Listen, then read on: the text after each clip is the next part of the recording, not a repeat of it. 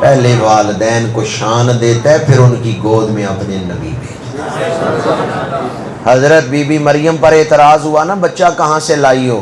انہوں نے اشارہ کیا حضرت عیسیٰ کی طرف۔ اب حضرت عیسیٰ نے بولنا شروع کیا شیر خارگی میں، قال انی عبد اللہ آتانی الکتاب وجعلنی نبیا وجعلنی مبارکا اینما کنت۔ حضرت عیسیٰ اپنی شان بیان کر رہے ہیں، میں اللہ کا بندہ ہوں، میں صاحب کتاب نبی ہوں، میں برکت والا ہوں۔ اچھا اعتراض ماں پہ ہے تو ان کا ذکر ہی نہیں کر رہے، اپنی شان ہے۔ سمجھ آئی میری بات؟ بھی اعتراض والدہ پہ، آپ اپنی شانیں کیوں بیان کر رہے ہیں؟ یہ انداز بتا رہے حضرت عیسیٰ نے فرمایا غور کرو، جب میں شان والا ہوں تو میری ماں بد کردار ہو سکتی، جب میں اللہ کا صاحب کتاب نبی ہوں تو میری ماں بھی پاکیزہ کردار والی ہے، میری ماں شان والی ہے۔ قیامت کے دن کسی ماں کا تعارف ہوگا یہ حافظ قرآن کی ماں ہے، کسی کا تعارف حشر کے میدان میں ساری مائیں ہوگی نا، قیامت کے میدان میں کسی ماں کا تعارف ہوگا یہ علامہ کی ماں ہے، یہ مفسر قرآن کی ماں ہے، یہ حافظ قرآن کی ماں ہے۔ کسی ماں کا تعارف ہوگا یہ غوث اعظم کی والدہ ہے، کسی ماں کا تعارف ہوگا یہ داتا گنج بخش علی حجویری کی والدہ ہے۔ کیا خیال ہے کتنی شان ہوگی اس ماں کی جو حشر میں آئے تو بیویاں استقبال کریں، غوث اعظم کی والدہ آ گئی ہے۔ کسی ماں کا تعارف ہوگا یہ خواجہ اویس کرنی کی والدہ ہے، کسی کا تعارف ہوگا یہ مولا علی کی والدہ ہے۔ ماؤں کا تعارف بیٹوں کی وجہ سے ہو رہا ہے، کسی کا تعارف ہوگا یہ حضرت عیسیٰ کی والدہ بی بی مریم ہے، تو وہاں بی بی آمنہ بھی تو آئے گی، تو قیامت کے میدان میں سیدہ آمنہ کا تعارف کیا ہوگا؟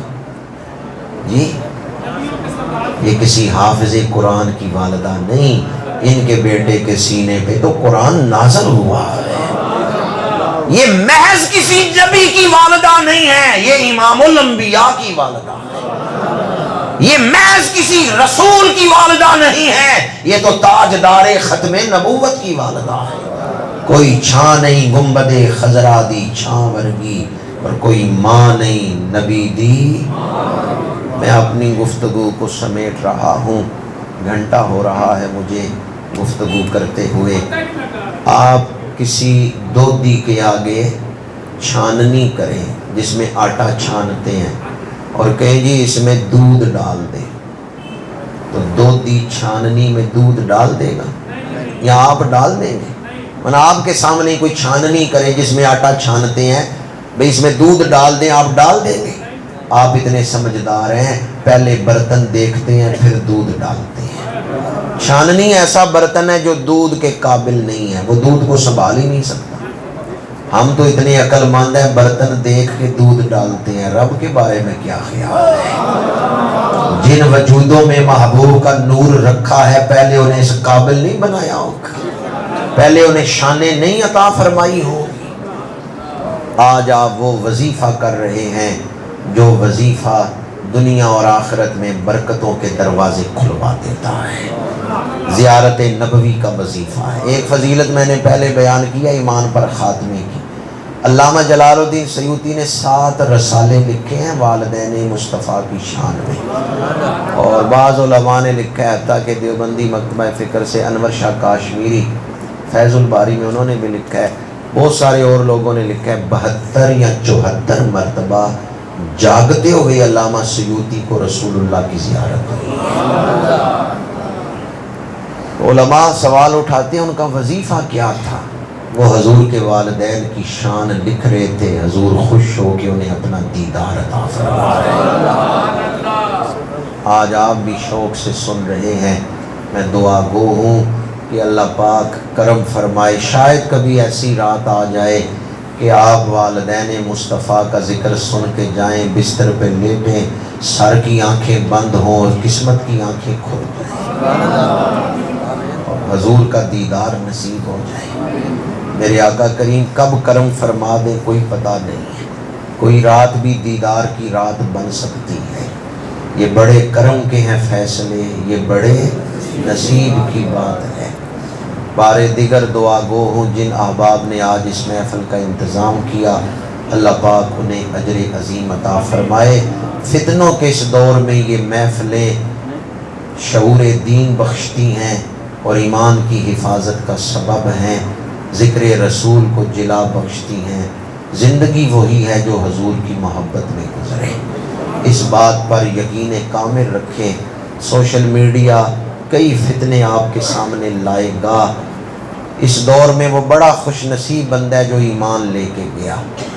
تو 2-3 باتیں مختصر اپنے دل میں نقش کر لیں، بڑی بڑی بحثوں میں نہ پڑے۔ ایک تو اس دور میں روزانہ دعا مانگیں، یا مقلب القلوب ثبت قلبی علی دینک، اے اللہ، اے دلوں کو پھیرنے والے، میرے دل کو اپنے دین پہ قائم رکھنا۔ روز یہ دعا کریں کہ یا اللہ مجھے اپنے دین پہ قائم رکھنا۔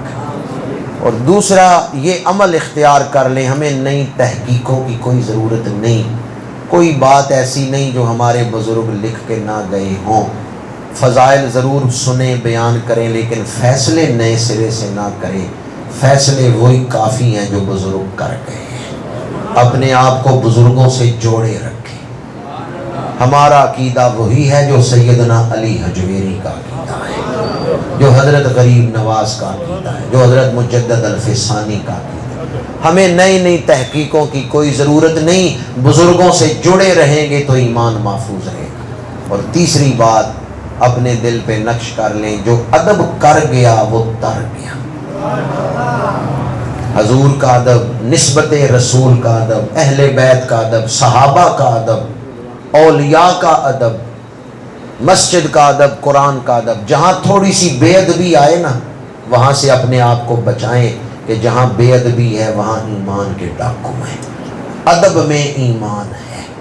اللہ تعالی ہمیں ادب والوں میں ہی قائم رکھے۔ روزانہ دعا مانگیں، اللہ فتنوں سے بچائے، اور بزرگوں سے جڑے رہیں، اور روز یہ دعا مانگیں یا اللہ اچھی موت نصیب کرنا، اسلاف کے نقش قدم پر، ان کے عقیدے پر رہیں۔ اور تیسرا عمل جو میں نے عرض کیا وہ ادب ہے، کسی حال میں بھی ادب نہ چھوڑیں۔ جہاں بے ادبی آئے گی وہاں شیطان داخل ہو جائے گا اور وہ ایمان کے کھلیان کو خاکستر میں بدل دے گا۔ کی محمد سے وفا تو نے تو ہم تیرے ہیں، یہ جہاں چیز ہے کیا لوح و قلم تیرے ہیں۔ وآخر دعوانا ان الحمد للہ۔